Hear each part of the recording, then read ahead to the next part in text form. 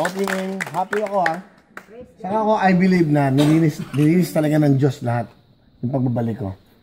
May mga dumating na bago, na maayos, may mga nawala. Pero nakita, nakatayo pa rin, ang ganda pa rin ng programa.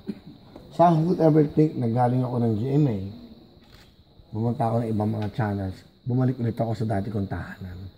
Kaya para lang ako naging OFW.